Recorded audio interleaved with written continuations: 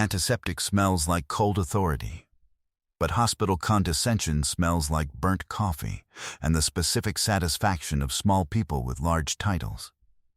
I know both from the inside out, and the second one had been my daily weather for 9 months at St. Catherine's Medical Center in San Antonio, Texas, before the morning a United States Army 4-star general walked into our oncology ward, and the entire world I had built around my invisibility came apart at the seams. They thought I was the ward's overnight nurse, the quiet one, the limping one, the one who refilled the ice chips without being asked. Then General Raymond Coletti came through those doors and snapped to attention before I could stop him. Now let me tell you what happened in between. My name is Sarah Calloway. Not Lieutenant General Sarah Calloway. Not the Sarah Calloway who spent 22 years in the United States Army Nurse Corps. Not the one who held the rank of 08 before a roadside device outside Mosul took 18 months of my life and most of the feeling in my left leg. Just Sarah Pern, the nurse who floats between floors and keeps her badge lanyard short enough that nobody reads the credentials line. I came to St. Catherine's 9 months ago because it was 3 miles from my sister's apartment, and the Pren contract meant no questions, no backstory, no occasion for the kind of conversation that starts with, "What did you do before this?" and ends with me in a supply closet remembering things I have decided not to remember anymore. The oncology ward on the overnight shift has a specific texture. The monitors run slower up here than in the ER. A steadier pulse of sound, more resigned than urgent. The lighting goes amber after 10, a facility-wide policy meant to support patient sleep that in practice means the nurses work in a perpetual twilight, counting out medications by the glow of phone screens and the blue-white strip above the medication cart. It smells like the particular chemical sweetness of high-dose morphine infusions and the floral soap the CNAs use in the bathing routines, and underneath those two things, fainter but always present, the smell that I have cataloged from too many field hospitals to pretend I do not recognize, the smell of a body working past its reserves. To the nursing staff on the ward, these patients were fighting. To me, they were holding the line. The language was different. The terrain was the same. I had learned to hide the way I moved. The leg made a full disguise impossible. The limp was too pronounced. The compensatory lean too ingrained in my gait. But I had learned to make it read as ordinary injury rather than blast trauma, to keep my hands unremarkable, to let my eyes do what they did without making it obvious that I was cataloging every exit, every supply position, every person in the corridor, and the specific quality of threat or safety each one represented. Old habits do not retire. They just go quiet. I was at the medication cart outside room 14 when Dr. Marcus Webb arrived for morning rounds. He was the ward's chief of oncology, mid-50s, silver-haired, possessed of the particular authority that accumulates in a man who has spent 3 decades being the most credentialed person in every room he enters. He was a gifted physician. He was also a man who had organized his sense of self around a hierarchy so thoroughly that any disruption to it registered as a personal assault. He walked through the ward with 2 residents trailing him like pilot fish, and he managed the specific trick of seeing every patient chart on the floor while looking directly through every nurse. He stopped at my cart. "Calloway," he said. His voice carried easily to the nursing station. The residence, the open door of room 14, where Mr. Gerald Huang, 73 years old, stage 4V pancreatic, the sharpest mind on the floor, was pretending to be asleep. The Hernandez patient in 12. "Who adjusted her fentanyl rate?" "I did," I said. Her breakthrough pain was, "You are a float nurse." He said it the way you say a category, not a name. You do not adjust controlled substance infusion rates without physician sign-off. That is not a gray area. Her pain scale was a 9. The attending standing order allows for titration within the documented range. I stayed within. I don't want the rationale. He was already moving to the next chart. I want to know why a Pern body thinks it has the clinical authority to make pharmacological decisions in my ward. Document it. I'll be reviewing your scope compliance with administration this afternoon. He glanced at the residents, a brief look that gave them permission to not look at me. If this happens again, we find a float who understands their role. The residents moved past without making eye contact. I looked at the medication cart. I looked at my hands, flat on the surface, relaxed. Not white at the knuckle, because I had made them that way through the specific discipline of a person who has spent a great many years in situations where the cost of a visible reaction is measured in something more serious than professional embarrassment. But there was a muscle in my right forearm, deep, that moved once and was still. I noted it. I overrode it. "Understood, Dr. Webb," I said. In the break room, I stood at the window and thought about Mosul. I do this less now than I used to. The thinking comes anyway, attached to certain smells and certain tones of voice, and the best management I have found is to let it arrive, note it like a weather report, and wait for it to pass. The Ide had been in a culvert on Route Tampa in the summer of 2009. I had been traveling with a combat support hospital unit on a resupply run because we were short a physician, and I had been the closest thing available, which was the story of most of the decisions I made in that theater. The blast took the truck and the driver and the feeling below my left knee and 18 months of my operational career. What it did not take was the thing the Army had spent 22 years putting in me, and that was the problem, if you wanted to call it that. You cannot unknow what you know. You can only choose how loudly you carry it. I had chosen quiet. 9 months into St. Catherine's and the choice still held. The ward needed the overnight coverage, and I needed the 3 miles from my sister's apartment and the Pren contract that asked nothing about the gap in my civilian arsenal. I poured the break room coffee, which tasted like motor oil and institutional defeat, and I went back to work. Dr. Webb found me again at 11, this time in the corridor outside room 11, and this time he had Patricia Sen, the ward's nurse manager, with him. Sen was efficient and legalistic, the kind of administrator who translates every human interaction into documentation before the conversation is finished. She had a tablet in her hand already. "We have been reviewing your interventions over the last 2 weeks," Webb said, "specifically the pattern of clinical judgments that exceed your documented scope." He was using the formal register now, the one that means HR has been consulted. "What I need to understand, Calloway, is whether you are consistently operating outside your lane because you don't know where your lane is, or because you have decided your lane doesn't apply to you." I had been about to speak when Gerald Huang's door opened. Mr. Huang was not supposed to be walking on his own. He had a PICC line and an infusion pump and 2 drains, and the standing care plan said bed rest with assisted ambulation only. He was standing in his doorway in his hospital gown, and his eyes were bright and direct, and he looked at Dr. Webb with the patient assessment of a retired federal judge who has spent 40 years reading rooms. "Dr. Webb," he said pleasantly, "are you aware that Nurse Calloway identified my potassium depletion 2 hours before the morning labs came back yesterday? By palpating my radial pulse and noting a pattern she called irregular in a way that felt nutritional rather than cardiac. I found that sufficiently precise to ask about it. She was right. She also hasn't billed me for the consultation." He looked at me with something warm and careful in his face. "She does good work. Quietly, I thought you should have that information." He went back inside his room and clicked the door shut with the deliberate courtesy of a man who has said exactly what he meant to say. Webb looked at the closed door. Then he looked at me. His expression had not changed, which meant he was deciding something. "Administration at 2, he said to Sen.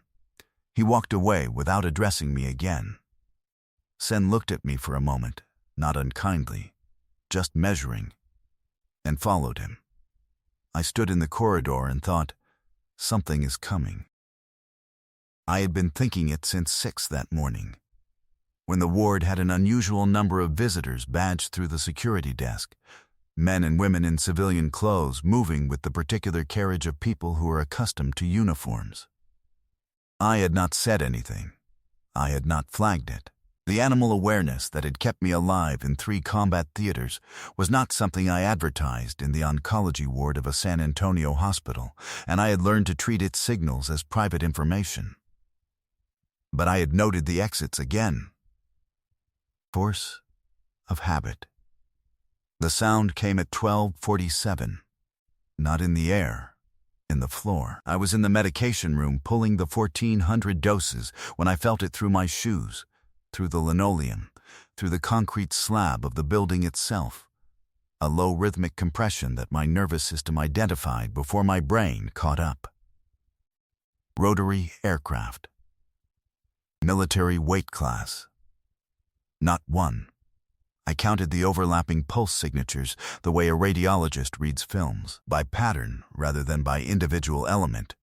3, minimum. Flying tight. Flying deliberate. I set the medication cup down very carefully.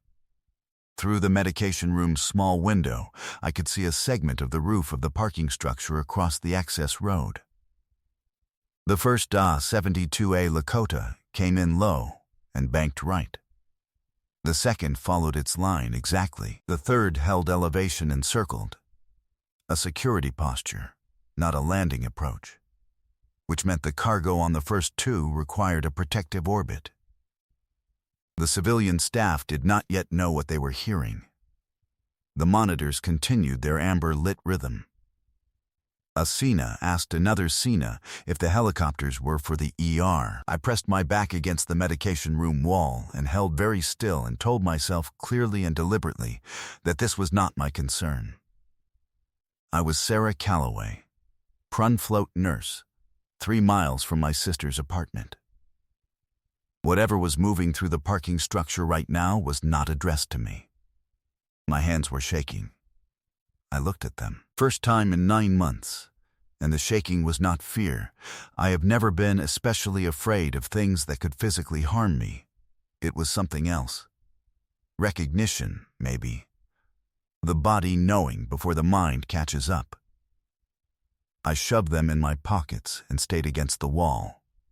The ward's exterior security door opened with a sound it did not usually make.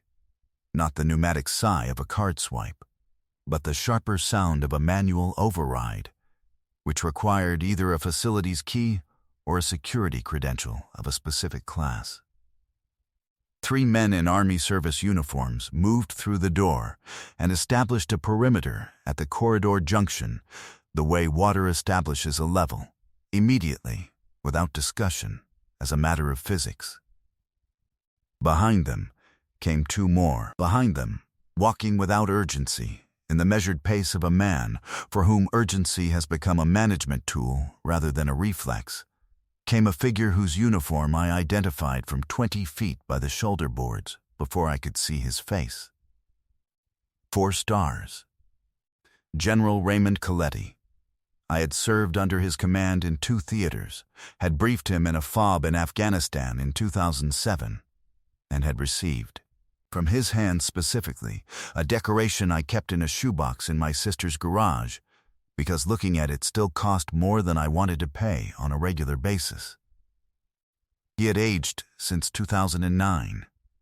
We both had. He was speaking to a junior officer at his shoulder. I caught the words patient and family and security protocol, and he was scanning the ward with the same flat, comprehensive assessment he had always used. The look that filed everything it passed over. It passed over the nursing station. It passed over the residents retreating to the far end of the corridor. It passed over Dr. Webb emerging from a patient room with an expression that was assembling itself into authority. And then it found me. I had not moved. I was the fixed point. I was the only person in the corridor who had not turned toward the commotion or backed away from it, and he found me the way he had always found me in a briefing room, or a talk or a forward operating position. By the quality of my stillness, which is a thing the Army teaches you, and then teaches you cannot be untaught. I looked at the floor. I heard him say to the junior officer, one word. Calloway. Not a question. A statement. The same way a grid coordinate is a statement, not asking where something is, confirming that it is already known. The corridor went quiet, in the specific way corridors go quiet when a room full of people has encountered something they do not have a framework for. The nurses at the station had stopped typing. The CNAs had stopped moving. Dr. Webb, who had been 3 seconds from asserting himself, had gone very still. Nobody looked confused the way they look confused when they hear a name they don't know. They looked confused the way you look when you hear a name said in a tone that recontextualizes everything you thought you understood about the person it belongs to. I was the only person who did not look up to find the source of the name. I pushed off the wall. I walked to him. Not fast. I do not move fast anymore. The leg makes that a negotiation, but directly. The way I had learned to move when direct was the only posture available. Something happened to my spine on the way. It had been held at a slight apologetic forward angle for 9 months, the posture of someone who is trying to take up less space. And it straightened. Not performance. Correction. The way a compass corrects when you stop holding it sideways. I stopped in front of him. General Coletti, I said. Lieutenant General. His voice was the same. Dry and exact, and carrying a slight Texas flatness that 3 decades of command had never entirely worn off. Still, as far as I'm concerned, I separated, sir. I'm aware. He looked at me for a moment with an expression that was not sentiment. He was not a sentimental man, but with the specific weight of someone carrying a long time. I have a family member on this ward. My wife's brother. Room 7. He paused. I was told he has a primary care nurse who has been running a shadow care program for him for 2 weeks. Catching things, managing things, doing it quietly so as not to disrupt the existing plan. He paused again. Took me 4 days to get a name. I said nothing. That would be you, he said. I'm a float nurse, I said.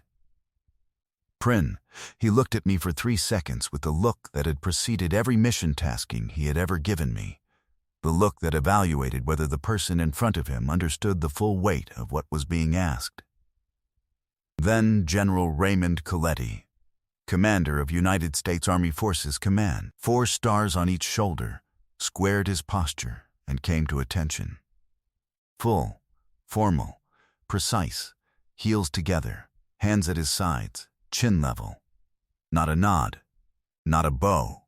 The salute of a superior officer to someone whose rank, in his estimation, had not diminished because the uniform had. The junior officer behind him came to attention. The 5 soldiers at the corridor junction came to attention. The sound of their boots and equipment settling into position was a sound I had not heard directed at me in 6 years, and it moved through my chest in a way I will not try to describe accurately. Dr. Webb was standing against the wall of the corridor with both hands at his sides and an expression I had never seen on his face before, something between comprehension and the specific shame of a man who has been wrong in front of witnesses and cannot revise it. I held General Coletti's eyes for a moment. Then I stood straight, raised my right hand, and returned the salute. We held it for 3 seconds. Protocol, then down simultaneously, the way it is supposed to be done. My brother-in-law, he said. "I'd like to discuss his care." "Of course," I said. "Walk with me." Room 7 was at the end of the corridor. We walked it together, the general matching my pace without comment or adjustment. He simply changed his speed to mine, the way a soldier moves with the team, and I did not have to apologize for the limp or compensate for it, or pretend it was not there.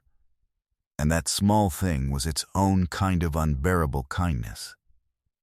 I gave him the full picture in the corridor outside the room, the nutritional deterioration I had been tracking against the official chart, the sleep cycle disruption I had noted, and the non-pharmacological interventions I had begun without authorization because they were necessary and low risk, and the attending had not been in the room enough to notice the need. The secondary infection risk I had flagged in a note that had not been acted on.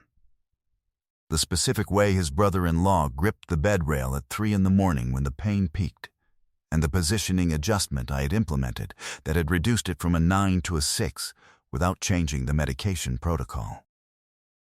He listened with his hands behind his back and his eyes on the door, and he did not interrupt once, which is the way a general listens when he is actually listening and not performing the act of it.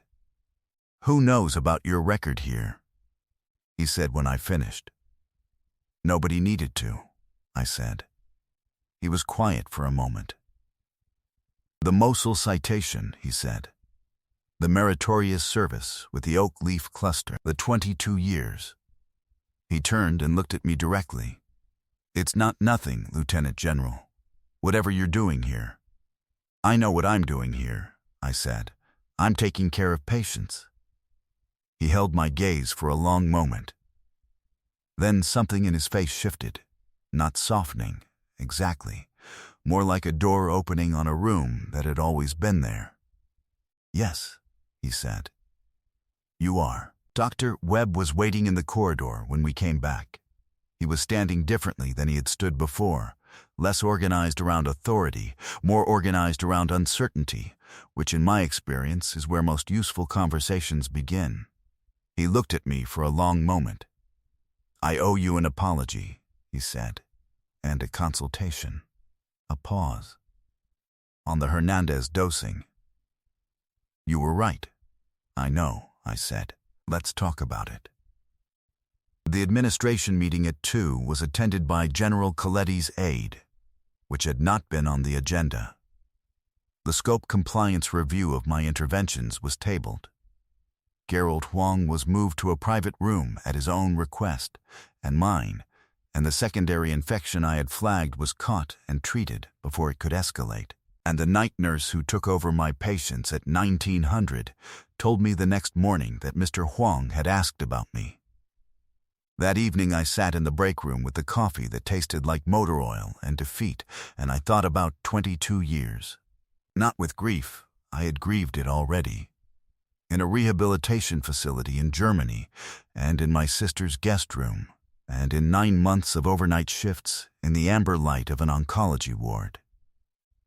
I thought about it the way you think about terrain you know well. The shape of it. The way it had made me. I thought about room 7 and the way his brother-in-law's oxygen saturation had held steady through the night when I had positioned him correctly, and the way that small thing, that one corrected number, was the reason he would probably see Christmas. Some things you carry forward whether you mean to or not.